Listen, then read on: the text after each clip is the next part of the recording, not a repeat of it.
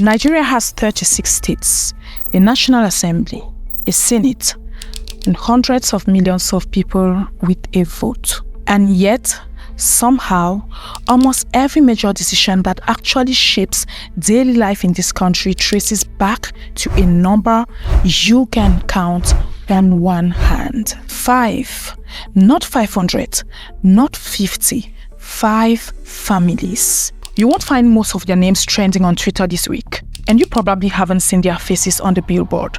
But somewhere in the last 7 days, something you did, something you paid for, or something you used passed through one of their hands without you even noticing. And one of them doesn't just have influence over the government anymore, for he is the government. We are going to go through all 5 today, starting from the least powerful to the most powerful, obviously. The one nobody saw coming the way you would expect. Some of these names, you would recognize them the moment I say them. 1 or 2 might genuinely surprise you. But by the time we go to number 1, you are going to understand something about how this country actually runs that doesn't show up in any textbook. Let's now start with our number 5 on the list, which is the family that figured out something most people miss about Nigeria's economy. As I always say on the channel, the real money isn't always on selling the product. Sometimes it's actually controlling the thing the product runs on. If you guess right, Femi Otedola, he started in diesel, importing and distributing diesel back when Nigeria's national grid barely worked. If your factory needed power and the grid failed, which it did constantly, you bought diesel from him. A lot of us can agree that all of this look quiet, essential and boring, but then he made a move nobody else saw coming. Now what he did is, he took an actual electricity generating company called Geregu Power public on the Nigerian Stock Exchange. He not just owned it but listed it and invited the country to invest directly in Nigeria's power problem. And mark you, that demand for electricity in Africa's most populous country was never ever going down. It wasn't. The stock soared. Now in December 2025, he sold his majority stock in Geregu for roughly $750 million. Now this is something most people would consider an exit, but he saw it as ammunition. He used a chunk of that money to buy further into First Holdco, the parent company of First Bank, one of the oldest banks in the country, founded back in 1894. Now here's the part that should trigger your imagination. Forbes had him at $1.3 billion at one point this year. Then a few months later, $1.6 billion. The numbers move because his wealth isn't sitting in a vault. It's tied to the Nigerian stock market and the Naira. And that literally means that when the country does well, he does well almost instantly. And that was smart because that's positioning yourself at the exact pressure point of the economy. Let's pay close attention here. We are talking of fuel, power, and banking. So you are never just along for the ride. Now here's something worth pulling out of the Otedola story before we move on. He didn't start with power plants or bank stakes. He started with diesel, the most unappealing product you can imagine. But it was something Nigeria could not function without because the grid kept failing and people needed an alternative they could count on every single day. And that's the same question Africa Today has been asking with a different product: diapers. I always say, look at it this way. Every baby born in Nigeria, Cameroon, Ghana, anywhere on this continent goes through diapers from day one. Parents don't postpone that purchase. They don't wait for the economy to improve. You would agree with me that a family can cut any other thing from the monthly budget before they cut diapers. And that's exactly the kind of unglamorous products that build fortunes for families like Otedola's. A group of viewers from this channel are already building that business with us. The same way Otedola didn't wait for someone else to solve Nigeria's power problem. This group decided not to wait for someone else to build a diaper brand that actually understands the need of African families and serve them well. Now the good news is the circle is still open, but not for too long. So if you've been on the fence, my dear go-getters, this is the moment these stories keep pointing to. The early window before anyone else notices it. So if you're interested, you know what to do, right? You simply need to email us at africatodayinfo@gmail.com and let our assistant know that you are interested in joining the diaper project. Now, bear in mind that we always receive lots of emails. So in order to facilitate things for her, please do well to mention diaper project. right, in bold, so that your email could easily be identified. Now, I know some of you will watch this video exactly maybe in a year and wish you sent that email. So it's better you take action now, for don't come crying later on that you weren't aware, right? Especially you, my go-getters, who were constantly asking for us to do a joint venture. This is one that you can hop on, right? Now, back to the families. Number 4 is waiting. And this is the family that built one of Nigeria's largest fortunes. And you know what, go-getters?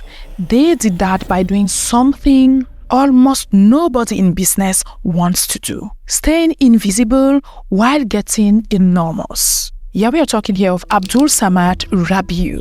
Yes, the Rabiu family, BUA Group. For years, while Dangote's name was everywhere, Rabiu quietly built cement plants, sugar refineries, port terminals, and power assets. And he made sure he did that mostly out of the headlines. Then, in 2026, his net worth jumped from $6.1 billion to $11.2 billion in a single year. A 120% increase. Isn't that amazing? That's actually the biggest jump of any Nigerian billionaire this year. Now, what happened is BUA Cement's share price exploded as the company expanded capacity. Because Rabiu spent years building plants instead of building a media profile, when the growth came, almost the entire upside stayed inside the family. His playbook mirrors Dangote's almost exactly. I've covered Dangote detailedly on the channel, so if that's something you're interested in watching, I'm going to be pinning it down in the comment section, right? So the only difference between him and Dangote is that rather than competing heads-on, the Rabiu family built parallel infrastructure in different regions with different political relationships. They then let each other grow side by side without going to war over market share. Now, look at it. 2 of Nigeria's biggest industrial fortunes built on the same boring material, coexisting because they were smart enough not to fight over it. That's what emulating, right? Now, let's quickly go to our number 3 on the list. Now, this part of the story gets a little personal because this is a man who actually took the risk of betting on Nigeria when nobody wanted to take the risk. I am referring here to Mike Adenuga. He made his first fortune in oil.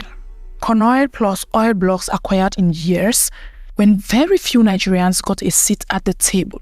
That alone would have made him wealthy, but the move that made him a household name happened in telecoms. In 2003, he launched Globacom, Nigeria's first wholly indigenous mobile network, going head-to-head with foreign-backed giants. Like MTN, telecom licensing at the time required serious capital and serious political navigation.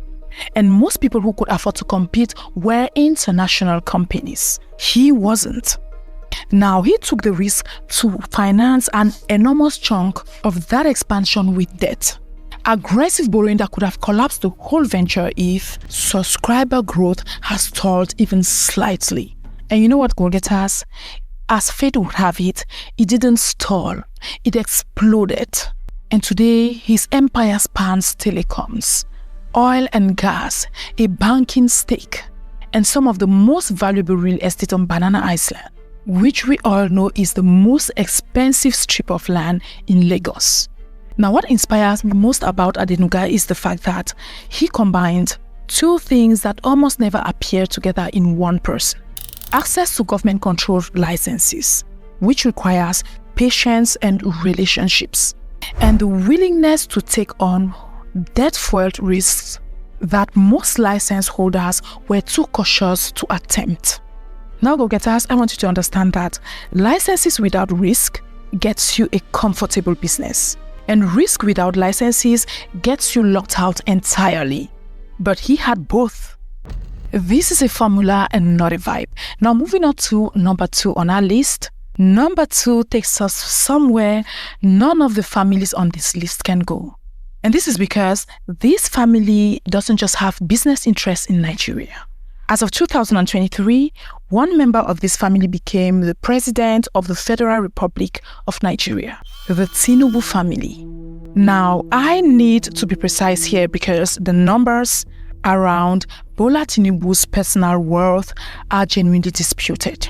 A 2025 wealth landscape analysis put the brothers' families' holdings in real estate, hospitality, and media at over $8 billion. Other sources focused narrowly on these disclosed personal assets estimate his individual personal net worth close to $270 million. That's an enormous gap, and the gap itself is the story. His mother, Abibatu Mugaji, was a powerful Lagos market trader entitled Chief. That's where his earliest exposure to commerce and influence came from. Similar to Dangote's beginnings, right? So he worked as an accountant at Mobile before moving to politics, becoming governor of Lagos State in 1999. Now pay attention. During this time as governor, his administration approved Eco Atlantic City. We've all heard about that project at least once in our life. This was a massive land reclamation project in Lagos coastline, developed with the Chagori Group, one of Nigeria's wealthiest and politically most connected families. That gives you an idea of how this family's influence works. Not always through companies they own outright, but through proximity, government approvals, land allocations, the kind of access that doesn't show up on a balance sheet, but shapes who builds what and where in Africa's largest city. His son, Seyi Tinubu, runs Losted Promo Media, controlling significant outdoor advertising space across Lagos. Analysts have often debated how much of that success stands on its own and how much rests on the platform his father's political career created. I also want you to note that this family shows something every other family on this list relies on, just less visibly. Proximity to power is its own currency. You don't always need to own the asset. You just need to be close enough to the people who decide who gets it. I hope that makes sense. And now, number 1. There's exactly one Nigerian whose network doesn't get compared to other Nigerians anymore. It gets compared to other countries. And I am obviously referring to Aliko Dangote. As of early 2026, Bloomberg has his fortune at roughly $34 billion. Forbes, using a different methodology, puts him closer to $28.5 billion. Either way, he's not just Africa's richest man. He's been Africa's richest man for 14 consecutive years. And that's beyond reasonable doubt the richest black man in the world right now. Now, his family's wealth traces back to the Dantata clan, traders in groundnuts and commodities, generations before Aliko was born. He took that trading foundation and did something specific and repeatable. That is, he did exactly what I always preach on this channel. He moved from importing goods to manufacturing them locally to entirely owning the entire chain from raw material to finished product. Now, as I always say, he started with basic stuff that we need every day. Cement, sugar, then in a move that reshaped West African energy, oil refinery. The Dangote Refinery in Lekki processes 650,000 barrels of crude oil per day. That's not just a Nigerian story. A refinery built by an African company on African soil, sized to compete with anything OPEC nations operate. In 2026, he's talking openly about expanding to East Africa, standing next to the president of Kenya and Uganda, discussing another refinery on that scale. But here's what actually explains all $34 billion. And mark you, it's not the size of any single asset. It's the pattern he's repeated for over 20 years. And it's simple. Find something Nigeria desperately needs and constantly imports. Get government packaging, tariffs, licenses, import restrictions, protection that keeps competitors from undercutting him while he scales. then build manufacturing capacity so large that being the main local producer becomes nearly permanent. Cement, sugar, now fuel, almost the same playbook every time. He said it himself, publicly criticizing wealthy Nigerians who spend on luxury cars and jets instead of building factories. And you know what, go-getters? That's basically the entire philosophy behind his fortune. Assets that produce things, not just assets that sit there looking expensive. Now, go-getters, look at this carefully. 5 families: energy, cement, telecoms, politics, industry at a scale most countries never produce even once. None of them are hiding exactly, but none of them needed a single press conference to get this powerful either. Now, the most ridiculous part is that what concerns all 5 is almost embarrassingly simple once you say it out loud. And this is something I always say on the channel. Every one of them found something Nigeria couldn't do without. They moved early enough that competitors couldn't catch up, and intelligently built relationships with whoever controlled the rules of the game. Some did it with import licenses, yes, and some with raw industrial skill. But one did it by becoming the rule maker himself. And you know what, go-getters, the thing is, while we are struggling and being distracted, every one of these single families is still adding to what they have right now as we speak. Rabiu nearly doubled his fortune in a single year. Dangote added $4 billion since January 2026.